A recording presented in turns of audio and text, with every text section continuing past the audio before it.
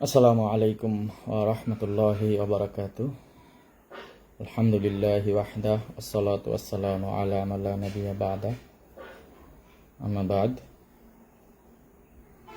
আউযু বিল্লাহি মিনাশ শাইতানির রাজীম।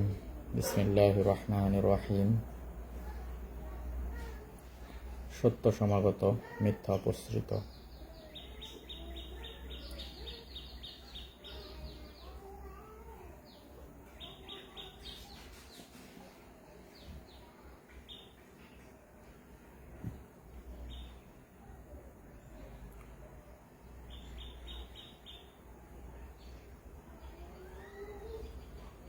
আসলে সকাল খুব ব্যস্ততা যাচ্ছে, খুবই ব্যস্ত।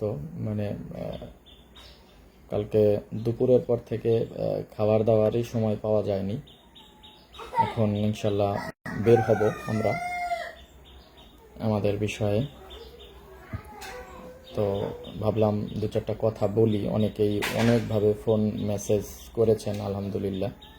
দিনী ভাইরা খোঁজ খবর নিয়েছেন, কিন্তু আমি অনেকেরই রিপ্লাই দিতে পারিনি, কথা বলতে পারিনি, উত্তর দিতে পারিনি। তো ক্ষমা প্রার্থী।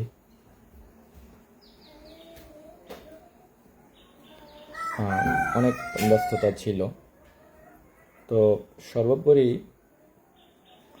আমাদের প্রতিষ্ঠান, আপনারা যারা আমার সাথে অনলাইনে আছেন, 2020 সালের ডিসেম্বরের 15 তারিখে আমাদের আবু হুরায়রা ওয়াক্তিয়া মসজিদটা ওখানে করা হয়। ওই এলাকায় আমরা 15 থেকে 20 জনের মতো ভাই আছি। তাদের জন্য শুধু ওয়াক্তের নামাজ আদায়ের জন্য। এবং তখন থেকেই প্রতিষ্ঠানগুলো জমিয়তের সাথে কানেক্টেড। আমাদের জমিয়তের কমিটি গঠন হয় 2017 সালে। আমি তখন থেকেই জমিয়তের সেক্রেটারি। তো সরি ফর ইন্টারাপ্ট। এবং আমাদের একটা জুমা মসজিদ আছে, উমর রাদিয়াল্লাহু আনহু মসজিদ। ওই মসজিদটা উদ্বোধন হয় 2021 ফেব্রুয়ারিতে। আমরা ওখানে জুমা পড়তাম। আর এটা ওয়াক্তিয়া হিসেবে আবু হুরায়রা থেকে উমরের দূরত্ব 3.1 কিলোমিটার। তো উমর রাদিয়াল্লাহু আনহুর মসজিদের কোনো স্থায়ী মুসল্লি নেই, আশপাশের গ্রামের সবাই ওই বাজারে আসলে তখন ওইখানে নামাজ পড়ে। আর ওটা একটা বাজার, আমরা ওইটাকেই কেন্দ্র হিসাবে বললাম এখানে জুমা হোক। আর এই মসজিদটা দেখলাম যে এখানে 15-20 জন ভাই আছে। এখানেও মসজিদগুলোতে নামাজ পড়া আমাদের তৎকালীন সময়ে নিষেধ। তো এখানে আমরা একটা ওয়াক্তিয়া করি। সেই লক্ষ্যে এইখানকার যে দিনী ভাই, সেটা দিয়ে ওয়াক্তিয়া করা হয়। তো তৎকালীন সময়ে উমর মসজিদের কিছু ভাই এটাকে ভালো হিসেবে দেখেনি। তো যাই হোক, আমরা আমাদের নীতিতে বা আমাদের হৃদয়ে, মানে লক্ষ্য বা নিয়ত ভালো আমরা করছি, এটা তো ওয়াক্তিয়া, ওইটাই। তো এরপরে আমি যখন এই মসজিদের কাজগুলো করি, তখন আমার দেশে বিদেশে আরো পরিচিতি হয়। তখন ভাবলাম যে আমাদের বাচ্চা কাচ্চাগুলো হানাফি মাদ্রাসায় পড়তেছে, সেখানে নানা রকম কটু মন্তব্য করে, ভালো পড়ালেখা করাতে পারতেছে না, দরিদ্র। একটা প্রতিষ্ঠান করা দরকার। প্রতিষ্ঠানটা কাঠবলা কেন্দ্রিক চিন্তা করা হয়। আর সবচেয়ে বড় কথা কি, আমাদের এই পুরো এরিয়ায় আমরা যত আহলে হাদিস ভাই আছি, অনলাইন বলেন বা শাইখ মাশাইখদের সাথে যোগাযোগ, দক্ষতা, পরিচিতি, দেশে বিদেশে অবস্থান, এগুলো মহান আল্লাহ আমাকে এই নিয়ামত দিয়েছেন, আমার সক্ষমতা রয়েছে। আমি এর আগেও একটি প্রতিষ্ঠানে দীর্ঘ 8 বছর চাকরি করেছি। তো সেই সুবাদে আমি কিছু কাজ হাতে নিতে চাই। তো দেখা গেছে যে অনেকেই আমার এই নেতৃত্ব বা কাজটাকে মেনে নিতে চায় না, নিতে পারে না। সামনে বলতে না পারলে পিছনে বিভিন্ন রকমের ইন্টারাপ্ট করতো। তো সেই সুলক্ষে ওখানে ওই উমর মসজিদের পাশে আসলে একটা প্রতিষ্ঠানের চিন্তা ভাবনা আমাদের ছিল। আসলে এরকম লেভেল প্লেয়িং ফিল্ড না পাওয়া এই প্রতিষ্ঠানটা ওইখানে করা সম্ভব হয়নি। তো পরবর্তীতে আমার শ্বশুর, তিনি ওই আবু হুরায়রা ওয়াক্তিয়া মসজিদের পাশেই 14% জমি দান করেন। তো আলহামদুলিল্লাহ, হঠাৎ করে ওই জমি পেয়ে যাওয়াতে, এবং আমার এক প্রিয় ভাই, ইতালি প্রবাসী ভাই, তিনি মানে প্রতিষ্ঠান শুরুর আগেই তিনি আমার হাতে একটা অ্যামাউন্ট দিয়ে বলেন যে আপনি প্রতিষ্ঠান শুরু করেন, আপনি না পারেন জমি করেন, আপনার সন্তানেরা প্রতিষ্ঠান করবে। আমি ভয় পাচ্ছিলাম, আসলে এত বড় দায়িত্ব আমি কিভাবে নিব। তখন আমি আমার ব্যবসা বাণিজ্য এগুলো নিয়ে খুবই ব্যস্ত। তো তারপরও দেখলাম যে যেহেতু শ্বশুর রাজি হয়ে গেলেন জমি দিবেন, তো আলহামদুলিল্লাহ আমরা জমি নিয়ে নিলাম। প্রসঙ্গত, আমাদের এই এরিয়ার মধুপুর বনভূমিতে আমরা বসবাস করি।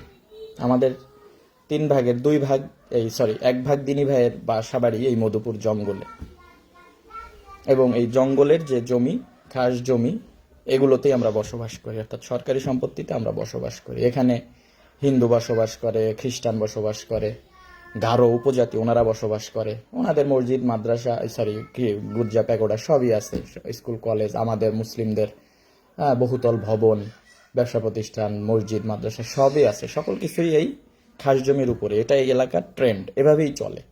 স্ট্যাম্পের উপর লিখিত করে এই জমি কেনা বেচা হয়। এটা ওপেন সিক্রেট, সরকারও জানে, বন বিভাগও জানে, সকলেই জানে। তো সেম আবু হুরায়রা মসজিদ ও মাদ্রাসা এটার উপরেই, এই জমির উপরেই। তো এগুলো নিয়ে কিছু ভাই জল ঘোলা করার চেষ্টা করতেছে। তো এই জমি দিল এখানে, আপনারা অনেকেই অনলাইনে আছেন, দেখেছেন। এই যে বাংলাদেশের প্রায় শতাধিক শায়েক আমার এখানে এসেছেন, আলহামদুলিল্লাহ। তারা লাইভে কথা বলেছেন, এই প্রতিষ্ঠান নিয়ে কথা বলেছেন। এই প্রতিষ্ঠান ধীরে ধীরে এগিয়েছে। 21 সালে কাজ করা হয়েছে, 22 সালে করা হয়েছে, 23 সালে মাদ্রাসা স্টার্ট করা হয়েছে, 24 সালেও হয়েছে, 25 সালে আলহামদুলিল্লাহ প্রায় 65 জনের মতো ছাত্র হয়েছিল এই এলাকায়। এবং মাদ্রাসাটা আবাসিক ছিল, রান্নাবান্নার ব্যবস্থা ছিল না। প্রায় 10-11 জন ছাত্র বাড়ি থেকে খাবার আইসা এখানে খাইতো, আর কয়েকজন ছাত্র লজিং এর ব্যবস্থা করে আমরা মাদ্রাসাটাকে আবাসিক রেখেছিলাম। মসজিদে 5 ওয়াক্ত সালাত ছিল, এবং 4র্থ শ্রেণী পর্যন্ত এখানে আমরা ক্লাস নিতাম। আমাদের টিচার ছিল 4 জন। তো এভাবেই চলছে। তো জমির এই বিষয়টা, আমাদের শ্বশুর যখন আমাকে 14% জমি দান করেন, তৎকালীন সময়ে যারা ছিল, তখন আমরা মাদ্রাসার সাথেই আরো 20 শতক জমি 3 স্টেপে কিনি। একই লোকের কাছ থেকে 3 ভাগে কিনি। এই জমি যখন কিনি, ওই মালিকরা প্রায় 5-6 ভাই। ওদের ভাইয়ের 2 ভাই আমাদের আহলে হাদিসের সাথে সম্পৃক্ত। তারা সকলেই ওই কেনার সময় ছিল, স্বাক্ষরও করছে, সাক্ষী হয়েছে। তো 24 সালের দিকে এসে হঠাৎ করে ওই লোকগুলো আহলে হাদিস থেকে ডাইভার্ট হয়ে যায়, গিয়ে কালেমার জামাতে তারা যোগ দেয়। এরা একদমই মূর্খ ক্যাটাগরির, অশিক্ষিত ক্যাটাগরির লোকজন ছিল আমাদের সাথে। তো হয়ে হঠাৎ করে তারা দাবি তুলতে থাকে এই জমি আমাদের। তো এই জমি আমাদের যখন কিনলাম, তখনও তোমরা বললে না। যখন আমরা মাটি ভরাট করলাম বললে না, মাদ্রাসা করলাম বললে না, এখন হঠাৎ করে তোমাদের হয়ে গেল। আচ্ছা ঠিক আছে, আপনারা কাগজপত্র নিয়ে আসেন। তো এটা নিয়ে গ্রাম্য সালিশ হয় ইউনিয়ন পর্যায়ে, কিন্তু সেই সালিশে এক পক্ষ কথা শোনা হয়। সেখানে খুব একটা জোর করতে না পেরে এরা কি নৃশংস আমার শ্রদ্ধেয় শাশুড়ির 2টা হাত বিচ্ছিন্ন করে ফেলে কুপিয়ে, জমিতে একা পেয়ে। সেটা নিয়ে তাদের বিরুদ্ধে মামলা চলমান, খুবই দুরবস্থা তার। এরপরে এই বিষয়টা স্তিমিত হয়ে যায়, জমি বিষয়টা। গত 6-7 মাস যাবৎ ধরে তারা এটাকে আবার উজ্জীবিত করে। এর পিছনে কিছু কিছু কারণ আছে। কারণ আমাদের হানাফি ভাইদের যারা নেতৃস্থান এবং হুজুর ক্যাটাগরি, তারা এদের এই জমি যারা, তাদেরকে লেলিয়ে দিচ্ছে যে তুমি জমি কাগজপত্র দিয়ে এদেরকেই করো, আমরা মাদ্রাসা দখল করে তোমাদেরকে জমি নিয়ে দিব। আর আমাদের বক্তব্য হচ্ছে, জমি যদি তোমাদের হয়েও থাকে, তোমার ভাইদের জমি যদি আমাদের কাছে বিক্রি করেও থাকে, আমরা কিন্তু টাকা দিয়ে কিনে নিছি, স্ট্যাম্প আছে, সাক্ষী আছে। তো ওর ভাইয়ের আরো জমি আছে, ওর বড় ভাইও বলতেছে যে তুই যদি জমি পাস কাগজপত্র প্রমাণ করে, তোদেরকে আমি আমার জমি দিয়ে দিব, নাহলে আমি টাকা দিয়ে দিব, মাদ্রাসায় ঝামেলা করিস না। কিন্তু না, তারা মানে হিংসার বশবর্তী হয়ে, এই প্রতিষ্ঠানকে ধসিয়ে দেওয়ার বশবর্তী হয়ে তারা 3টা মামলা করে পরবর্তীতে আমাদের বিরুদ্ধে, যার একটা মামলাতে তারা আব্দুর রহমান মাদানী এবং সুলাইমান মাদানীকেও যুক্ত করে, যেহেতু তারা এখানে এসে ব্যাকআপ দেয়, সাপোর্ট দেয়। তো এটা নিয়ে শুনানিও হয় লিগ্যাল এইডে। আলহামদুলিল্লাহ তারা এখনো পর্যন্ত নোটিশ করিয়ে কোনো ফয়সালা বের করতে পারেনি, পারবেও না ইনশাআল্লাহ। তো এটা গেল জমির বিষয়। যে জমি আমরা সবাই খাস জমির উপরে বসবাস করি, সবাই, হানাফি, আহলে হাদিস, সুন্নি, লামাজাবি, যাই বলে না, ইহুদি, বৌদ্ধ, খ্রিস্টান, সবাই, তাদের প্রতিষ্ঠানও খাস জমিতে, আমাদের প্রতিষ্ঠানও খাস জমিতে। এখানে উচ্ছেদ, ভেঙে দেওয়া প্রশাসন থেকে এ ধরনের কোনো নজিরও নেই, এটা হওয়ার কোনো সম্ভাবনা নাই। যদি হয় পুরো মানে মানে ধরেন মধুপুর থানা উচ্ছেদ বা একটা ইউনিয়ন, তো একটা ইউনিয়নে তো শুধু আমি না, এখানে হাজার হাজার লক্ষ লক্ষ মানুষ বসবাস করে। তো এইটা একটা জমির বিষয়টা। দ্বিতীয়ত একটা বিষয় এখানে আসে যে প্রতিষ্ঠান স্বৈরতান্ত্রিক কিনা, একটা বিষয় উত্থাপন করা হয়েছে। আমি আগেই বলেছি, আবু হুরায়রা প্রতিষ্ঠানটি সম্পূর্ণ আমার একক চিন্তা ভাবনা, আমার মন মর্জি বলেন বা আমার ভাবনা থেকে এটা, এবং আল্লাহ আমাকে সাহায্য করছেন প্রতিষ্ঠানটা। আমার কমিটি আছে, সকল কিছুই শুরু থেকে আছে, কিন্তু তারা আমার সাথে সম্পৃক্ত। এদের অধিকাংশই আমাকে সময় দিতে পারেন না তাদের ব্যবসায়িক ব্যস্ততার কারণে, অধিকাংশই, সকলেই আছে। এবং আমার প্রতিষ্ঠানের আয় ব্যয়, ক্যাশ লেজার, জমা, ভাউচার, স্টেটমেন্ট, ব্যাংক স্টেটমেন্ট, সকল কিছুই জেলা জমিয়তে এই নিয়ে মোট 3 বার তদন্ত হয়েছে, এবং সর্বশেষ তদন্তটা রেজুলেশন আকারে সাবমিট করা হবে। 90% কাজ হয়ে গেছে। তো এটা নিয়ে একটা শ্রেণীর মানুষ জল ঘোলা করে এলাকাতে, যে এখানে কোটি কোটি টাকা লেনদেন হয়, লক্ষ লক্ষ টাকা লেনদেন হচ্ছে, এই লেনদেনের মাধ্যমে এখানে রুহুল আমিন ব্যবসা করতেছে, এটা ধর্মীয় প্রতারক। এবং দুঃখজনক হলেও সত্য, এই সমস্ত কার্যকলাপ করে হানাফি ভাইদেরকে উস্কে দিয়ে করাচ্ছে আমাদেরই কিছু ভাই। আজকের আবু হুরায়রা মাদ্রাসা যে মাটির সাথে মিশিয়ে দেওয়া হলো, এটা হানাফি ভাইরা করেছে, আমরা দেখছি দৃশ্যপটে, কিন্তু বাস্তবতা এটার ভিতরে ভিন্ন কাহিনী আছে। আমি এগুলো বলতে পারতেছি না।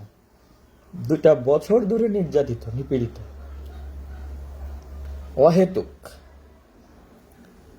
মানে ভাষার বাহিরে যে কি পরিমাণ জুলুম নির্যাতন আসলে আমাদের উপরে করা হচ্ছে। যদি সত্যতার ভিত্তিতে হতো, আমি খুবই সাধারণ মানুষ, দেশের সকল পর্যায়ের আলেমদের সাথে বৈঠক আছে, পরিচিতি আছে।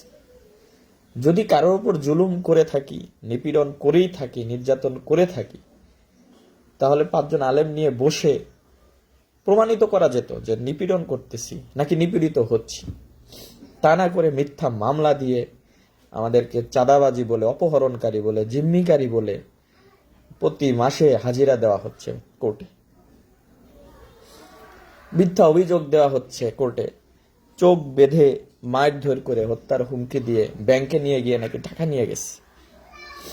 এলাকায় পুরো সমাজে নেতৃস্থানীয় থেকে শুরু করে আপনার ধর্মীয় অঙ্গন সমস্ত জায়গায় প্রচার করা হয়েছে যে এটা ওদের ব্যবসা। ওই যে দেখো না, একজনকে জিম্মি করে আটকাইয়া মারধর করে 35 লাখ টাকা নিয়ে আনিস, এবং সে নিজে এলাকাতে এসে এই বিষয়গুলো উত্থাপন করছে। আজকে যারা হামলা করেছে যে সকল হুজুর, তাদের প্রত্যেকের সাথে তার নিবিড় যোগাযোগ, নিবিড় সম্পর্ক। উস্কানি দিচ্ছে যে আপনারা টাকা নিয়ে নেন, আমার টাকা লাগবে না, আপনারা আপনাদের টাকা উদ্ধার করেন, নিয়ে আপনারা প্রতিষ্ঠান চালান। এবং সে রাজধানী শহরে বসে এই প্রক্সি দিচ্ছে এবং তার এজেন্ডা বাস্তবায়ন করতেছে আমাদেরই কিছু দিনই ভাই। তো এই দুঃখ কোথায় রাখবো, এই কোথায় রাখবো? এই টাকাটা যখন উদ্ধার করা হয়, ভুয়া এসপি পরিচয়ে আমাকে হত্যার হুমকি দিয়ে জঙ্গিবাদে জড়ায় দিবে বলে ভয়ভীতি প্রদর্শন করা শুরু করে। এই লোকটার নাম আমানুল্লাহ আমান, কিশোরগঞ্জের বাড়ি, এখন গাজীপুর আছে। তো পরবর্তীতে এই বিষয়টা আমাদেরই একজন জিবি ইন্সপেক্টর তদন্ত করেন এবং তাকে অ্যারেস্টও করান, এবং এই টাকাটা উদ্ধার করে নিয়ে যাওয়ার জন্য ডিবি, এসবি সকল কিছু ব্যবহার করছে, সর্বশেষ না পেরে বৈঠকের নামে ডিবি অফিসে নিয়ে 2023 সালের 22শে সেপ্টেম্বর বৈঠকের নামে আমাদেরকে মিথ্যা মামলা দিয়ে জেল হাজতে প্রেরণ করা হয়। আমি 14 দিন জেল খাটছি এই ঘটনার জন্য। এমনকি ডিবিকে দ্বারা রিমান্ডের চেষ্টা করানো হয়, যে রিমান্ডে নিয়ে কিভাবে এই টাকাটা উদ্ধার করা যায় কিনা, এবং তাদের সাথে তার কন্ট্যাক্ট হয় ওই আওয়ামী লীগ আমলে। এবং ডিবি আমাদেরকে মানি লন্ডারিং, জঙ্গিবাদী মামলায় ঢুকিয়ে দেওয়ার সব ধরনের ভয়ভীতি প্রদর্শন করে। তো ভাই,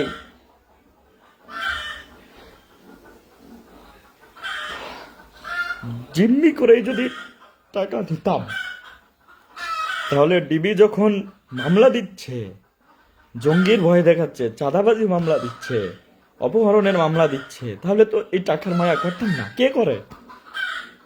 তো বলে দিতাম যে ভাই 20 লাখ নিয়ে নেন, আমাদেরকে ছেড়ে দেন, ওরে ধরেন।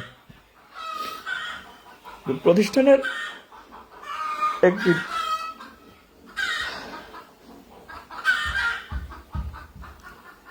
টাকাও আমরা 9-6 হতে দেইনি। আল্লাহ সাক্ষী, আমার আল্লাহর সাক্ষী এত ঠুনকো না। অনেকের আল্লাহর সাক্ষী হচ্ছে, আল্লাহর সাক্ষী আমার কাছে কোনো টাকা পয়সা নাই, অনেকে বলে। কিন্তু যখন প্রমাণ দেওয়া হয় তখন বলে আমার কাছে 5,94,225 টাকা আছে।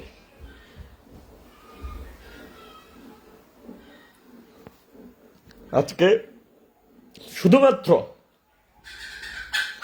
ওই লোকের এই প্রতিশোধ পরায়ণতার জন্যই তার নিয়োগকৃত এজেন্টরা, ময়মনসিংহে কিছু আছে, মুক্তাগাছায় কয়েকটা আছে, এবং আমার এলাকাতে কয়েকটাকে ফিটিং করা হয়েছে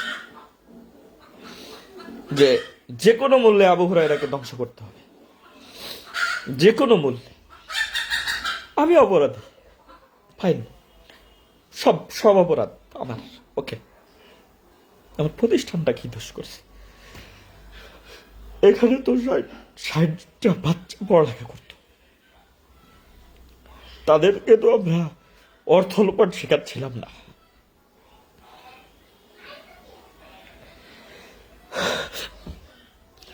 তাদেরকে তো জিম্মি কিভাবে করে শেখাই নাই, চুরি বাটপারি কিভাবে করে এটা শেখাই নাই।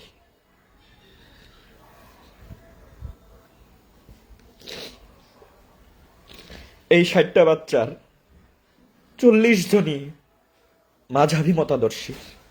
এই গার্জিয়ানগুলো এই প্রতিষ্ঠানে দিয়েছে। আমাদের বাচ্চাগুলো ছিল, আমাদের ওই বাচ্চাগুলো নাই, মাঝাবি মাদ্রাসায় চলে গেল, পড়তে যাবে। এই যে প্রায় 30টা বাচ্চা আমাদের, 25-30টা, এই 30টা বাচ্চা কোন মুখে এই মাঝাবি মাদ্রাসায় ভর্তি হইতে পারবে বলেন?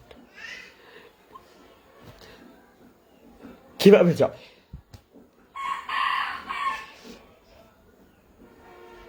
তাহলে আমার বাচ্চাদের আমরা যে তাওহীদ সুন্নাত শিক্ষা দিচ্ছিলাম, এটাকে বন্ধ করে দেওয়া হইল এই হিংসার বশবর্তী হয়ে, ক্ষমতা দেখিয়ে। আমি এর উত্তর জানি না, আমার এই উত্তর আপনাদের কাছে। আমি আমার কমিটি উক্ত ব্যক্তিকে একটা ফুলের টোকা দিয়েও টাকা আদায় করিনি। তাকে একাধিকবার জিজ্ঞাসা করেছি কোনো লেনদেন আছে কিনা, আপনার কেউ কোনো ওয়াদা করছে কিনা, কেউ কোনো দিছে কিনা। সে আল্লাহকে সাক্ষী রেখে বলছে আমার কাছে কোনো টাকা নাই। এরপরে আমার কাছে প্রায় 4 লক্ষ প্লাস টাকার এভিডেন্স ছিল। সেগুলো সকল কিছু যখন সাবমিট করছি তার সামনে, তখন সে সকলভাবে স্বীকার করছে, এবং তাকে পুনরায় জিজ্ঞাসা করিলেও স্বীকার করছে, হ্যাঁ এগুলো সবই আমার। এই টাকাটা আমার কাছে আরো 6 লাখ আছে। 6 লাখ আর 4 লাখ, 10 লক্ষ টাকা এখানে।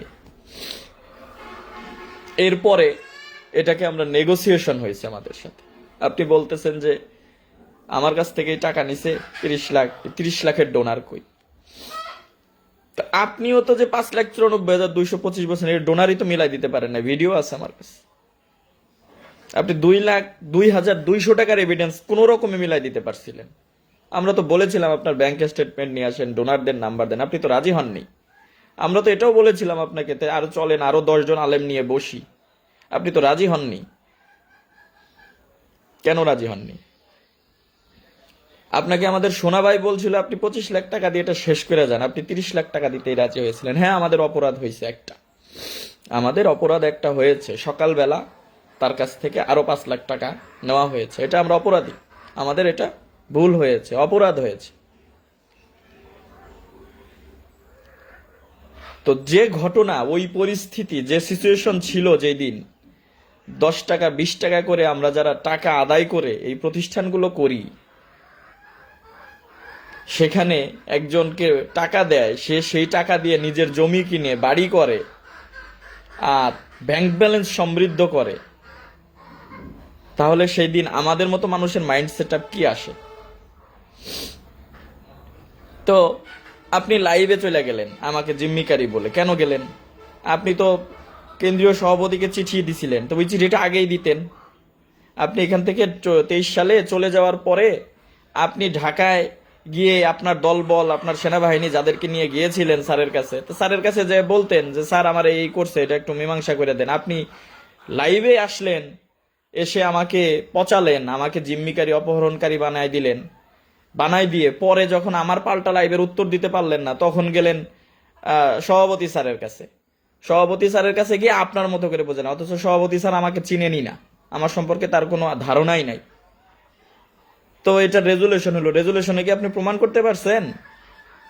আপনি যে রেজুলেশন করলাম আমরা কাতলা সেন মাদ্রাসায়, আপনি কি প্রমাণ করতে পারছেন আপনাকে জিম্মি করে টাকা নিছি? আপনার কাছ থেকে আমরা ভয় দেখায় টাকা নিছি, মারধর করছি, আপনার সাক্ষী বলছে এই কথা? হ্যাঁ, আমাকে 5 লাখ টাকা ফেরত দিতে বলছে। আপনার বড় পয়েন্ট যে আপনি বলবেন 5 লাখ টাকা কেন ফেরত দিলেন না, তাইলে তো আমি এটা করতাম না। তো আমি 5 লাখ টাকা ফেরত দেইনি, আপনি পুলিশ নিয়ে আসছেন, আপনি কোতোয়ালি থানা থেকে পুলিশ এনে ভয় দেখাচ্ছেন, আপনি রাষ্ট্রপতির ভয় দেখাচ্ছেন, আপনি এসপি পরিচয়ে ভয় দেখাচ্ছেন, আপনাকে টাকা দিয়ে আমি আর এক বিপদে পড়ি? তা আমি তো বারে বারে আমার সভাপতিকে বলেছিলাম যে টাকাটা ভেঙে ভেঙে দেই, বা 6 মাস পরে দেই। আচ্ছা ঠিক আছে, দিয়ে দেই এই 5 লাখ টাকা। তো না, আপনি সেটাকে না হয়ে আপনি আপনার মতো, হয়তো আপনার কাছে ওই মেসেজ যায় নাই, আপনি ক্ষমতা দেখায়া, রাষ্ট্রপতির ভয় দেখায়া আপনি বিভিন্ন দিনী ভাই ঢাকার উচ্চপদস্থ ধরে আপনি মামলা দেওয়াইলেন। তা আপনাকে কি চোখ বেঁধে ব্যাংকে নিয়ে গেছিলাম? বলেন, আপনি তো অনেক বড় বক্তা। আপনাকে মেরেছিলাম বলেন আপনি? আমি যদি মেরে থাকি, আমি কাফের হই, আমি যদি ইমানহীন অবস্থায় মৃত্যু হই, আপনাকে মারছি বলেন আপনি যে হ্যাঁ আমাকে মেরে টাকা নিছে? বলেন আপনি? আপনি তো এজাহারে লিখছেন চোখ বেঁধে টাকা নিছে, চার্জশিটে আপনি লিখছেন সোনা ভাই আপনাকে নির্যাতন করছে, অথচ সোনা ভাই দুপুরের পরে, বিকালের পরে চলে গেছিল, আপনি জানেন না? তো এই মিথ্যা অভিযোগ দিয়ে আপনি মামলা দায়ের করে আমাদেরকে আজ 2টা বছর হয়রানি করতেছেন। আর আমার এলাকার লোক যখন আমার সাথে দাওয়াতি কাজে পারলো না, আপনি তাদের সাথে গিয়ে হাত মিলাইছেন, তাদেরকে আপনি নিয়োগ করছেন এই এলাকায়। আপনি নিয়োগ করছেন তরিকুল বিন সুলাইমানকে, আপনি নিয়োগ করছেন গোলপুকুর পার মসজিদের জয়েন্ট সেক্রেটারি শামীমকে, বুলবুলকে, আপনি নিয়োগ করছেন আপনার প্রধান সেনাপতি ইব্রাহিমকে, যে তারা পুরো এজেন্ডা নিয়ে।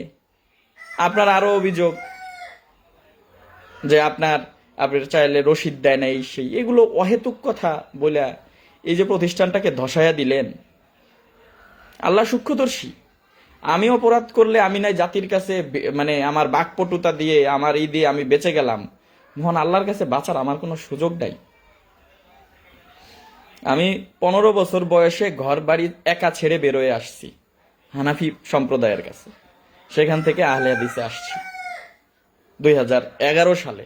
আর আপনি আহলে হাদিসে ঢুকছেন 19-এরও পরে।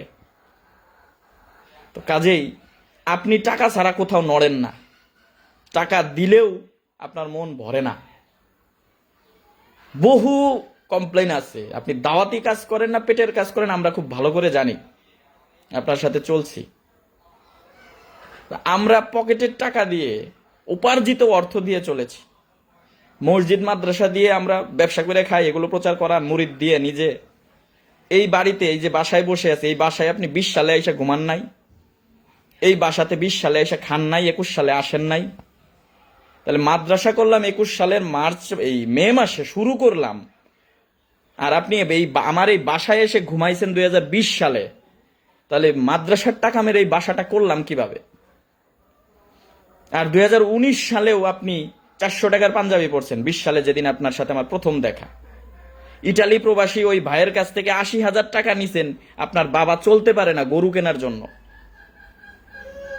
আমেরিকা প্রবাসী মিল্টন আনোয়ারের কাছ থেকে টাকা হাতাইতে চাইছেন। শত শত প্রবাসীর অভিযোগ আছে, হয়তো কোনোটার প্রমাণ আছে, প্রমাণ নাই। ইতালি প্রবাসী ভাইদেরকে বুঝাইছিলেন যে মাহফিল করেন, কেউ টাকা দেয় না, আমাকে একটা গাড়ি কিনা দেন, গাড়ি হাতায় নিতে চাইছিলেন, ফ্ল্যাট হাতায় নিতে চাইছিলেন তার কাছ থেকে। এগুলো সব তিতা সত্য। এই সমস্ত প্রবাসীরা বলে না শুধু সম্মানের ভয়ে, মানহাজকে ভালোবাসে এই ভয়ে বলে না। আমরাও বলতে চাই নাই, দীর্ঘ 2টা বছর নির্যাতিত হচ্ছি, বলি না কাউকে, কোনো বলারই ইচ্ছা না। কি করলেন? এখন ওখানে বৈশা ফেসবুকে লিখতেছেন যে আমি এগুলোর সাথে জড়িত, ইবলিশও বিশ্বাস করবে না। আপনি নিজেই তো ইবলিশ। ইবলিশ আপনাকে দেখে লজ্জা পায়। আপনি কত বড় ইবলিশ আপনি নিজেও জানেন না। যাই হোক, রেগে যাচ্ছি, বুকের ভিতর রক্তক্ষরণ। আমরা কি পরিশ্রম করছি এই প্রতিষ্ঠানটার জন্য, কিভাবে কাজ করছি। আমি তো আবারও বলছি, আমি অপরাধী হলে কি দেখতেছে, যারা জমি জায়গা দেখতেছে, যারা জমির হিসাব দেখতেছে, আয় ব্যয় দেখতেছে, সকলেই আমি সকলকেই কি মানে মোটিভেট? জি না, আমাদের সকল কিছুই আছে। একমাত্র নিরপেক্ষ ব্যক্তি যারা, তাদেরকেই আমি সবকিছু দেখাতে যে কোনো মুহূর্তে প্রস্তুত। আসুক সম্মানিত শেখ শহীদুল্লাহ খান মাদানী, এসে তদন্ত করুক আমাদের ব্যাপারগুলো। সম্মানিত শেখ মুজাফর বিন মহসিন আসুক, শেখ মুকাররম বিন মহসিন আসুক। হ্যাঁ, আমার সংগঠনের যারা আছে, শেখ ইব্রাহিম মাদানী আসেন, শেখ আবদুল্লাহ শাহেদ মাদানী আসেন, আসুক, দেখুক, দেখে বলুক রুহুল আমিন আত্মসাৎ করছে, রুহুল আমিন বাটপারি করছে, রুহুল আমিন চুরি করছে, বলে দেখ, শেষ, আমি তো শেষ। যদি জমিয়তের যে কোনো একজন বলে, দেখার পরে 5 সদস্য বিশিষ্ট একজন এসে যে হ্যাঁ এই যে রুহুল আমিন বাটপারি, চুরি, ডাকাতি, ওনারা কি এটা বাদ দিবে? বলুক, এসে দেখুক, বলে দেখুক। আমি তৃতীয় কোনো পক্ষের কাছে তো এই বিষয়ে কথা বলবো না। যাদের সাথে, যাদের গলায় গলায় পীড়িত আছে, যাদের সাথে আমাদের সম্পর্কের অবনতি আছে, তারা তো এটার সুযোগ নিবে। আমি তৃতীয় পক্ষের কাছে কেন আমার প্রতিষ্ঠানের বিষয়ে তুলে ধরবো? আমি তো পাগল না।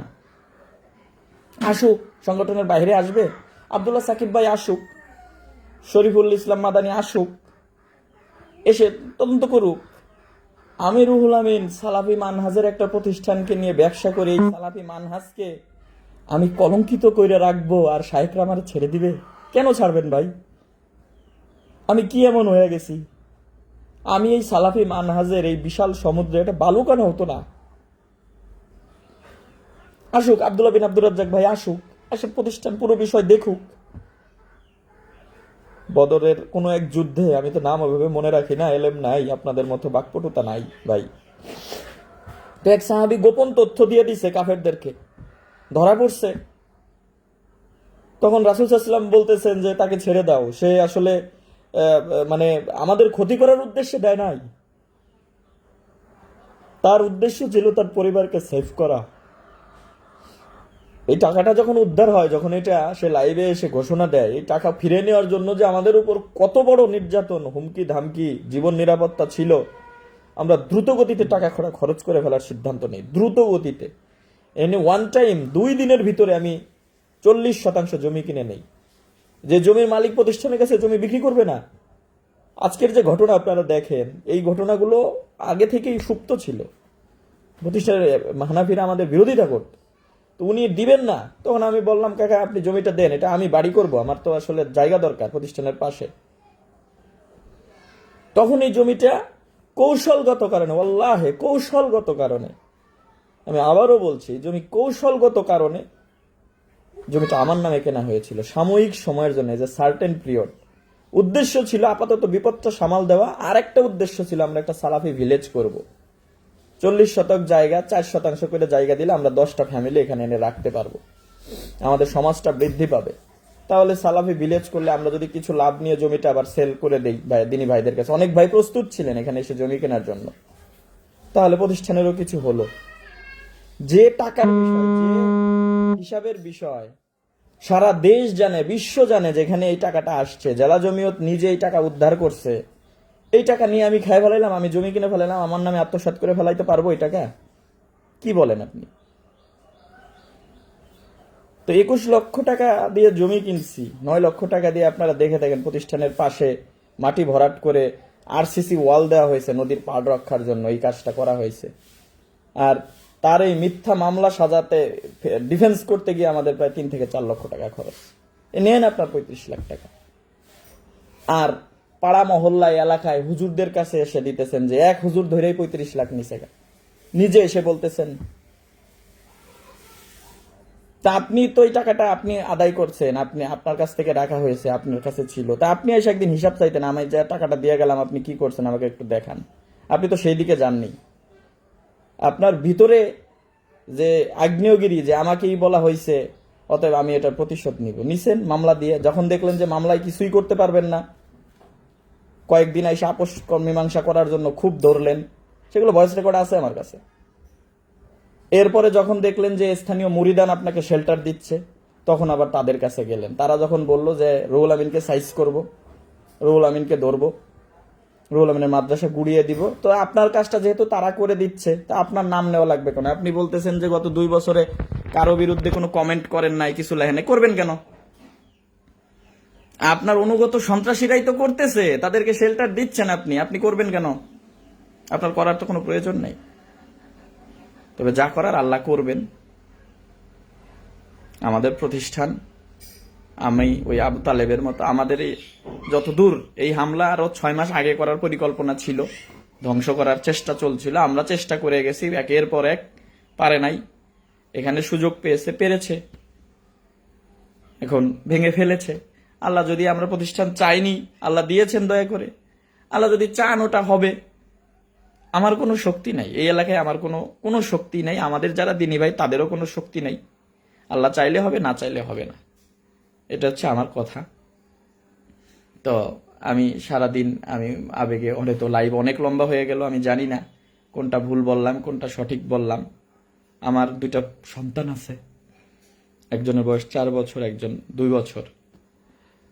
আমার সন্তানকে দিয়েও যদি আল্লাহ কোনো পরীক্ষা করাতেন, হয়তো আমার হৃদয়ে এতটা কষ্ট লাগতো না যেটা আমার প্রতিষ্ঠানে হয়েছে।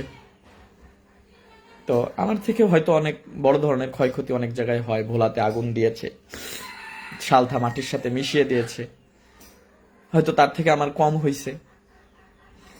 তো আমি সকলের কাছে দোয়া চাই, আল্লাহ যেন হেফাজত করেন, সকলকে হেদায়েত করেন। আর কোনো কথা বা কিছু থাকলে আমাকে ইনবক্সে জানায়েন, প্রশ্ন করিয়েন নির্দ্বিধায়, আমি আবার সকল একত্রিত করে আমি লাইভে উত্তর দিব। সব শেষ, আমি ব্যবসা করার জন্য এখানে আসিনি। আমি ইসলাম গ্রহণ করছি হানাফি মাযহাবে 2010 সালে। 10 সাল থেকে 20 সালে 10 বছর আমি ধর্ম ব্যবসা করে খাই নাই। আমার ব্যবসা আছে, আমার বিজনেস আছে, আমি সেগুলো দিয়েই 24 সালে আমি ব্যবসা ক্লোজ করেছি, শুধু এই প্রতিষ্ঠানটাকে দাঁড় করানোর জন্য। শুধু এই প্রতিষ্ঠানকে দাঁড় করানোর জন্য আমি সকল ব্যবসা ছেড়ে দিছি। আমি প্রতিষ্ঠান থেকে আমাকে অনারিয়াম দেওয়া হয় বৈধভাবে। মসজিদ মাদ্রাসা থেকে টাকা খাই নাই, হ্যাঁ খাইছি, যেটা বৈধ সেটুকু খেয়েছি, অবৈধ খাই নাই। যেমন আপনি যদি মাহফিল করে টাকা খাইতে পারেন, কন্ট্যাক্ট করে টাকা খাইতে পারেন, ওইটার বৈধতা নিয়েও প্রশ্ন আছে। আমি পরিশ্রম করে আমার টিচারদের বেতন দিয়ে মাদ্রাসার উন্নয়ন সমস্ত কিছু করার পরে আমাকে মাত্র 10,500 টাকা বেতন দেওয়া হয়। তো আমি সেই বেতন খাই। আমার এই যে যাতায়াত খরচ দেওয়া হয় বিভিন্ন জায়গায়, আমার মোবাইল বিল দেওয়া হয়, আনুষঙ্গিক খরচ যেগুলো লাগে আমি প্রতিষ্ঠান থেকে নেই কাজগুলো চালাইতে, আমি করতেছি। তারই ফলশ্রুতিতে 60টা বাচ্চাকে আপনারা দেখেছেন ওইখানে। এই শ্রমগুলো দেই। আমার কমিটির কারোরই সময় নাই যে সে, আমার কমিটির একজন সদস্য যদি পুরো একদিন সময় ওইখানে ব্যয় করে, তার মিনিমাম 1 থেকে 1,500 টাকা লস হবে, সে তার সংসার চালাইতে পারবে না। তো আমরা এইভাবে করে আসতেছি। আমরা দোয়া চাই, আল্লাহ যেন মুনাফিক থেকে হেফাজত করেন, সালাফি মানহাজকে হেফাজত করেন। আমার আর কিছু বলার নাই। আপনাদের যে কোনো প্রশ্ন, নিরপেক্ষ ব্যক্তি একমাত্র, যে কোনো আলেমকে নিয়ে, একজন নিরপেক্ষ আলেমকে নিয়ে আপনি আসতে পারেন আমার প্রতিষ্ঠানে।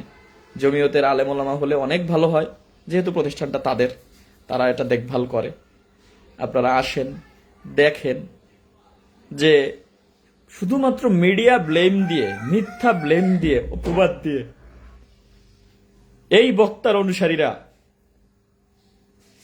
আমার প্রতিষ্ঠানকে হানাফিদি ভাইদেরকে দিয়ে ধ্বংস করে দিল। এটাই সত্য কথা। এই কথার উপরে আমি আসি, এই কথার উপরে আমি মৃত্যুবরণ করব যে উক্ত বক্তা প্রক্সি দিয়ে, সকল ধরনের ব্যাকআপ দিয়ে তার অনুসারী এই ইব্রাহিম, এই শামীম, এই তরিকুল বিন সুলাইমান এবং আরো যারা আছে, মূল হইল এই ইব্রাহিম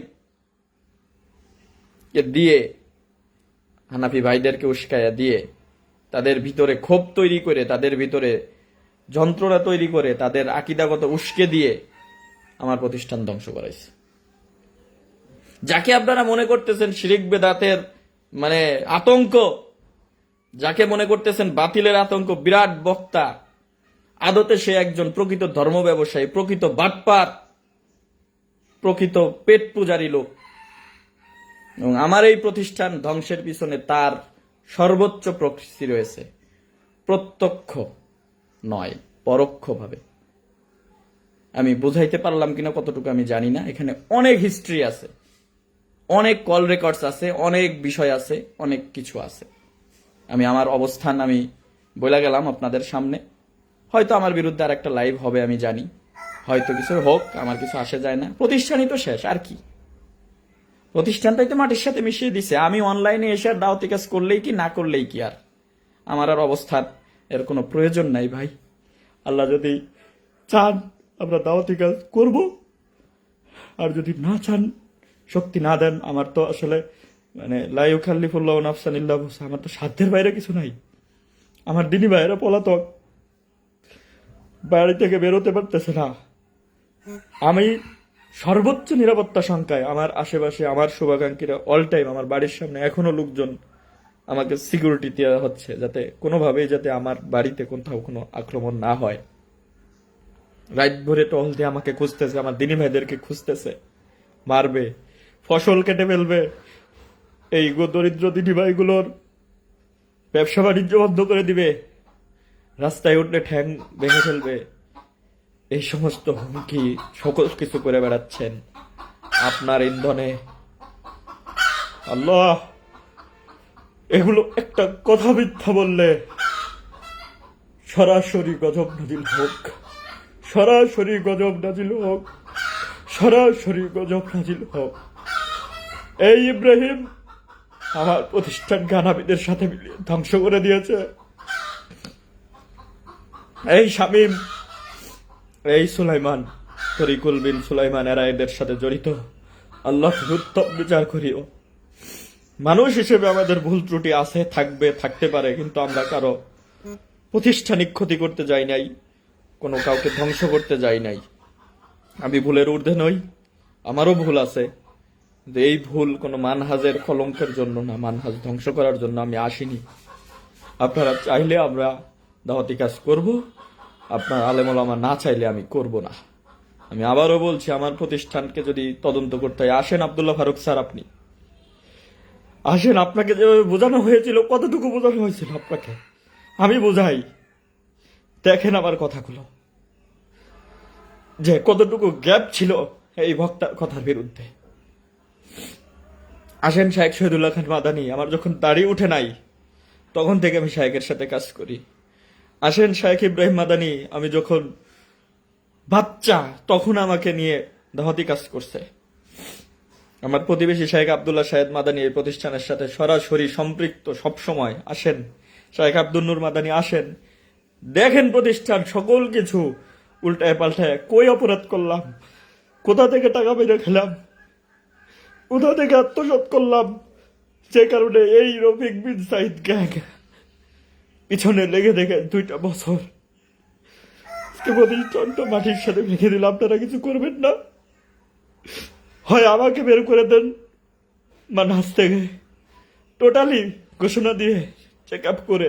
এই রুহুল আমিন হলো একটা ধর্ম ব্যবসায়ী, প্রতিষ্ঠানকে কেন্দ্র করে কোটি কোটি টাকা আত্মসাৎ করছে, বের করে দেন। আপনারা একটা ঘোষণাই তো যথেষ্ট আপনাদের।